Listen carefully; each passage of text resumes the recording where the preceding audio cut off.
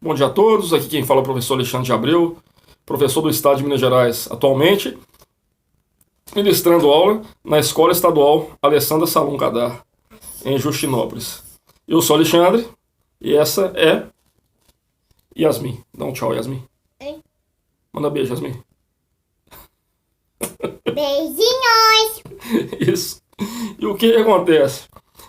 As aulas retornaram não, né? Elas retornaram semana passada. Sendo que as humanas, o horário, na parte da manhã, toda terça-feira. Beleza? O que acontece? Eu vou estar usando esse canal para estar sempre tirando dúvidas e comentando alguma coisa sobre as aulas, comentando sobre a matéria. O dia de hoje vai ser destinado ao terceiro ano. Terceiro ano que pode ser que faça o Enem aí esse ano ainda, né?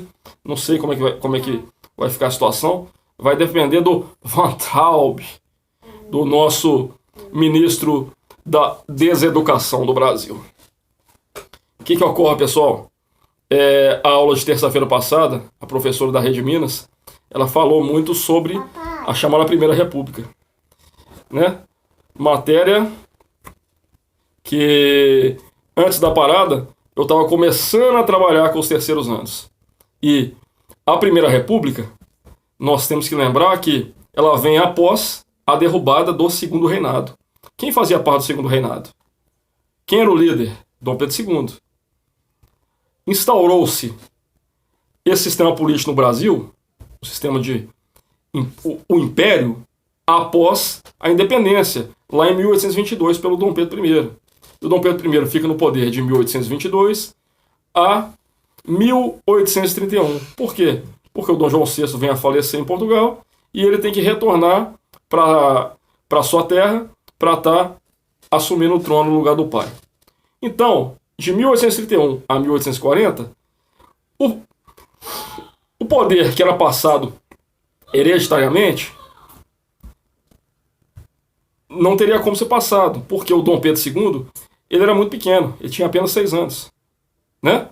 E com isso, o que ocorre? Cria-se um sistema chamado de período regencial. Então nós temos de 1831 a 1840 o período regencial. De 1840 a 1889 nós temos o Segundo Reinado, Segundo Império. Com quem? Nada mais, nada menos que Dom Pedro II, depois do golpe da maioridade, quando ele assume o poder, logo na adolescência, 14 anos. Beleza. O que acontece, pessoal? O Dom Pedro II, ele é derrubado pelo Exército Brasileiro em 15 de novembro de 1889. Certo? Com isso, o que vem a ocorrer? Quais fatores foram importantes para derrubar o Dom Pedro II? Um fator que é importantíssimo, a abolição da escravatura. Por quê? Em 3 de novembro de 1888, a princesa Isabel dá a canetada, né? Não era bique, não, era pena. Ela dá a canetada, né? E vem abolir a escravidão no Brasil. Não que ela era boazinha, ela foi forçada, né? O governo brasileiro foi forçado pela Inglaterra a acabar com a escravidão aqui no Brasil. Mas tudo bem. O que ocorre, pessoal? Esse é um fator. E os outros fatores? Aqui no Brasil, membros da elite, profissionais liberais do período, que tinham contato com a Europa, viam aqueles regimes republicanos que já em alguns locais já estavam lá há muitos anos. E com isso, o que ocorre? Eles vêm com aquela ideia de implementar uma república aqui no Brasil. Outro fator importante, Guerra do Paraguai. Quando o Brasil entra na Guerra do Paraguai, os militares, eles acreditavam que eles iam voltar da guerra e iam ter uma moral com o imperador. Isso não aconteceu. O soldo, o salário, né, que é o soldo do soldado, continuou baixíssimo. Então você junta militares, fazendeiros, profissionais liberais, buscando a derrubada do Império. Então, em 15 de novembro de 1889, o que ocorre? A derrubada do imperador Dom Pedro II. Ele é convidado a se retirar do Brasil. Data que todos os alunos aí eu sei que gostam, porque é um feriado nacional. Beleza?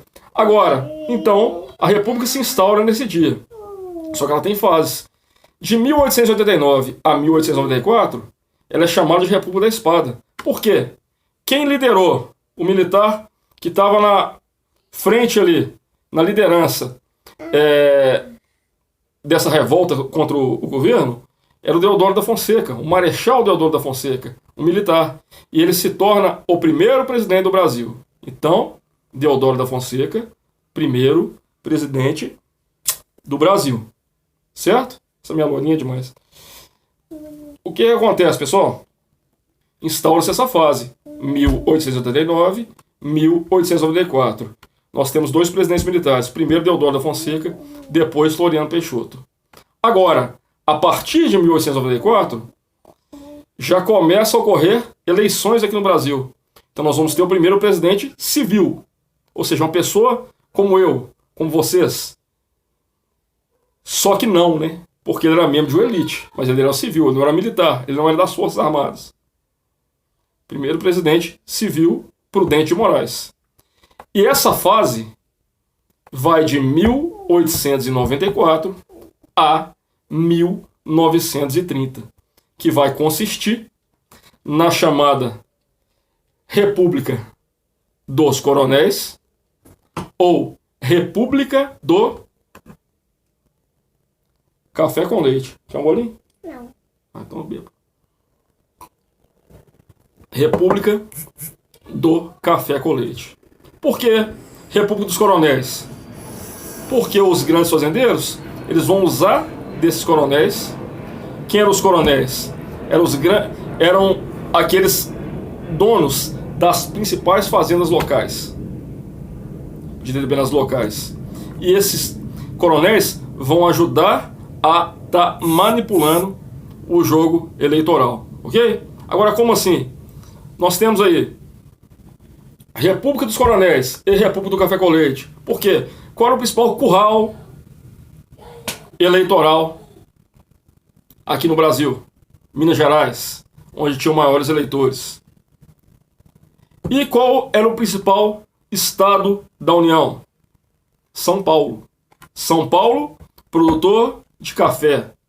Minas Gerais, produtor de leite. Então nós vamos ter a República dos Coronéis. Os coronéis eram os grandes fazendeiros locais, né? Que também vai ser intitulada de República do Café com Leite, porque quem vai dominar o cenário político era Minas Gerais, né? Fala, Minas Gerais. Minas Gerais.